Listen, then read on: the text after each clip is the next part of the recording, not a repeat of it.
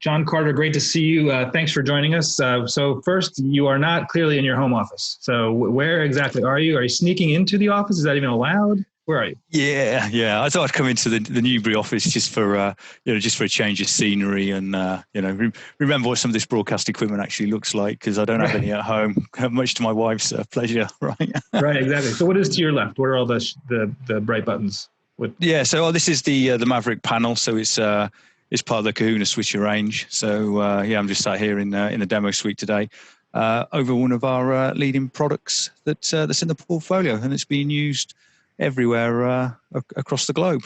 Yeah, it's great. Yeah. So let's get started. Obviously, we in a perfect world would be at IBC in a couple weeks. We are in a very imperfect world right now, especially here in the U.S. So good to see you virtually. But obviously the global pandemic has kind of shifted a lot of production. You've heard a lot of people saying how their 5-year plans are now 5-week plans, if not 5-day plans. So what's been the impact on Grass Valley's thinking the last 5-6 months? With what's going on? Good question, good point, because everybody's sort of charting in unknown waters here. So I would say one thing's been demonstrable and clear is anybody that's who have to make investments are thinking them through more so than we would have seen in the past. And I think a lot of that is really about the different elements and different areas that sort of come into play. So for our customers' businesses to maintain their continuity in their uncharted times, we're finding that people are thinking, right, we've got to have flexibility of the products that we've got deployed. We need flexibility moving forward, and the different areas that bring. So this is adaptation to anything that needs to go to UHD, supporting HDR in their current infrastructures, or be it a greenfield site. So we're seeing lots of that more thought processing, because there's other areas to come on. In terms of the product line that we have, what's new really in the developments and some of the key things at the front end of the acquisition chain relating to sports production is single stream UHD management through that whole process. So I'd like to think that there's a flexible product range, it's scalable, and I say it's flexible to adapt to different formats. We're actually taking that to a next level now on single stream UHD. And I'd also say that there's a lot of sort of in the DNA of our design, there's a lot of foresight that when people go into unknown times and they invest in Grass Valley equipment, it can adapt to these changing needs, and we've certainly seen some change there. So our customers are working on different time scales, different timelines in the ever-changing environment. Looking forward to next summer. As a sport fan, it's going to be fantastic. We've got Tier 1 sports such as the Olympics, we've got the European soccer. I don't know if you're a rugby man there, Ken. There's the Lions Tour of South Africa, and this is laid all on top of a summer of Formula One, golf, cricket. Our customers' minds and their time is obviously very precious while they're looking forward. So we've got to take everything we've learned over the past sort of 6-7 months to get our customers back on the air and through the sort of restarting projects that's gone, and make sure we're there for them in terms of technology and general support.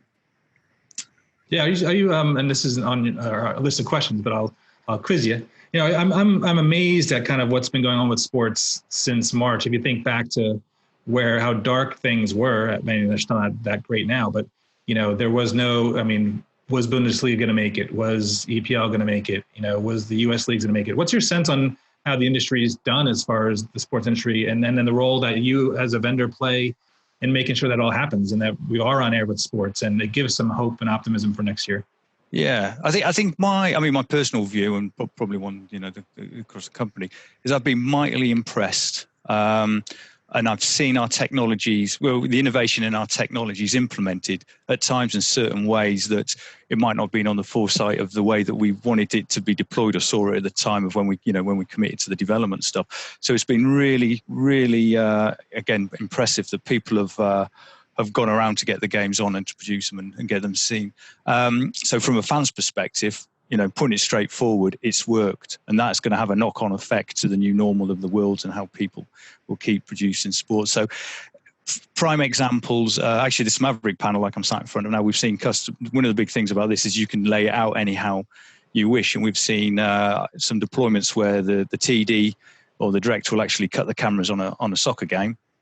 And then they've laid the panel in such a way that they don't have to come in contact with the vision mixer or the TD that's pulling in the replays or doing some of the effects, or they're cutting the main cameras. And they're the levels of implementation built on the innovation that we put into the products at the time. So it's a great job under trying circumstances, not just from the technicals, the links, the bandwidth, the control, but also the people adapting and change. And it's that collaboration across all sectors that makes sure the fan base sits and watches, the number one entertainment industry really in the what we see in the sports world. Yeah. Right. So what's been the impact on, because if we go before this whole time, UHD and HDR, this probably would have been the big story for this year, would have been the move to UHD and HDR. What's been the impact on those workflows? What do you see as the challenge?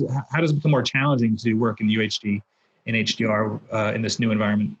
Yeah, I think storytelling and that emotional connection always starts with the image capture and the acquisition on the front end, and with that, and our customers' mindsets really are trying to get that content to many platforms, as we've discussed. So when you look at Generation X, which is probably where we live, and then there's Generations Y and X and Z coming up behind us.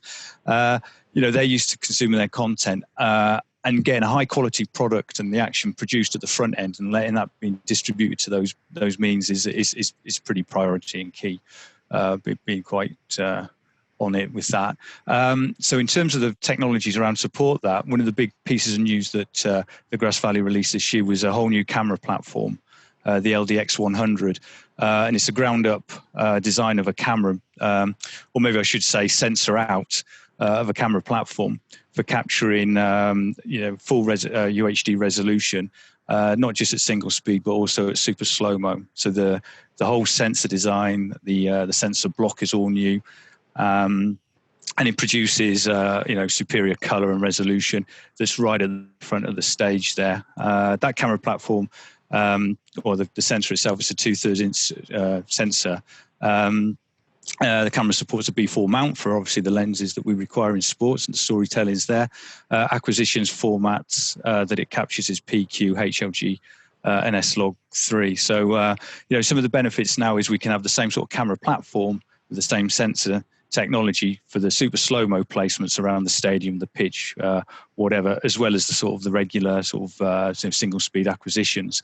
And from there, this is where the single stream UHD signal forms in either a UHD HDR guise or an SDR guise for the workflows downstream.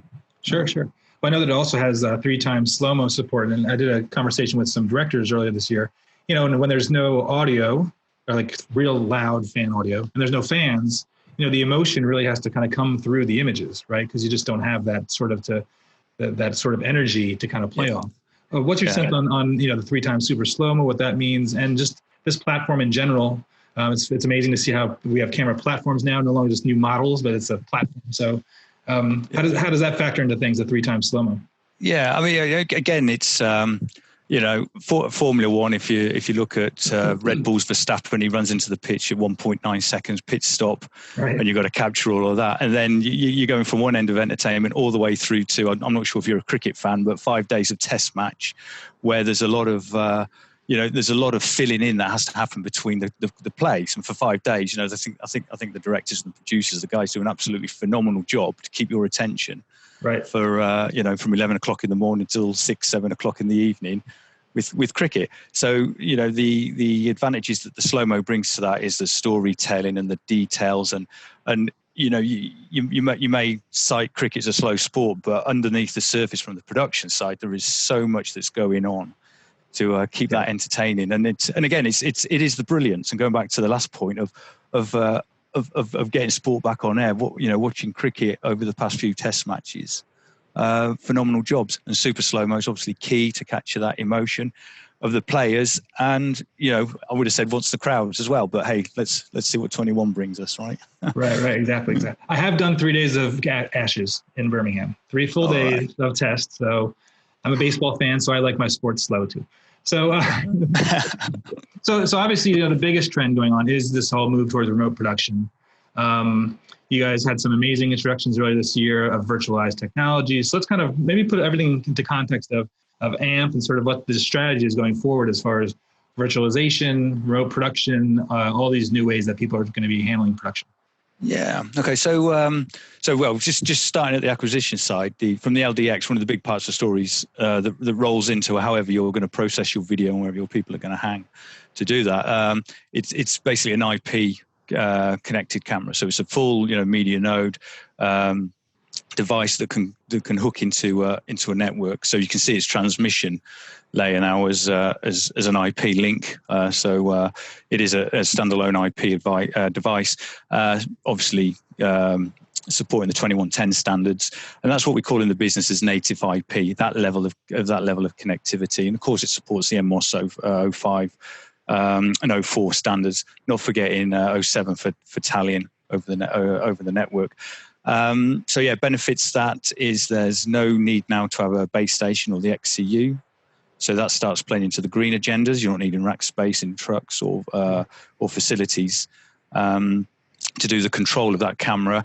The creative grading solution that the business released last year, that control data goes straight to the camera body now. So we can have the cameras mounted anywhere physically. They can be on the network, and you can have any means of control through the network to do iris control or whatever you want to pull on the camera.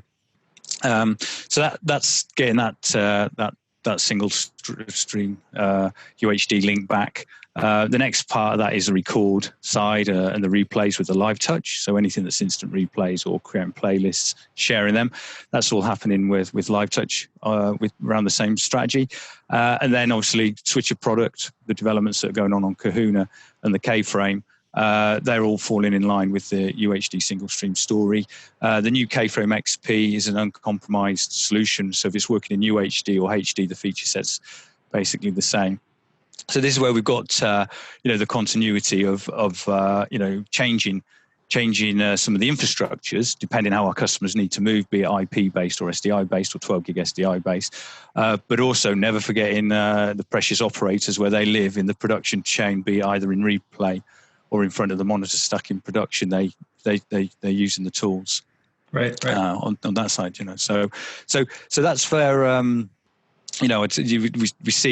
we sort of have the equipment going now. In terms of the remote production, I know from experience, you spin the word remote production out there and you ask 10 people, and chances are you probably get 10 different answers of how they see what they're trying to do. And a lot of it does start with with the gig that they're trying to cover. You can have 100% one end of the scale, which is the truck as we do things, and then you can have everything hauled back. That's been done for a number of years now. So while that term's out there, remote production isn't sort of really that new. I think the cleverness of stuff is understanding the delays, because we've got over the point of here's a high value bandwidth video signal, compress it and send it to a destination. How do we get people now that are remoted away from the control factor? So going on to the cricket or the soccer, we see that there's only so many people that are allowed in the venues now because of social distance measures, etc. So certain elements of the production have to go away by the physical nature of not being around with people.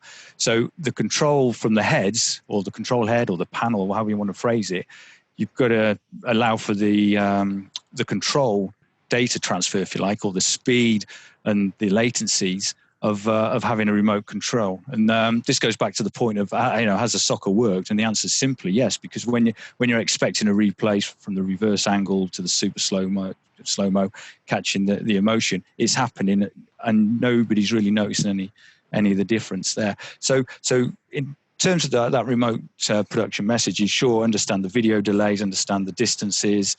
You can do the calculations of speed of light through networks and add delay, but also don't forget about the feel of equipment that people are used to. So yeah, you can get one signal from the one side of the planet to the other, but can you stop on a frame exactly on a replay within that same sort of distance in that feel again? Chances are not. What we sort of find is anything sort of in the Europe landmass is fine with the live touch controller. Right. Head controlling, wherever the electronics would be.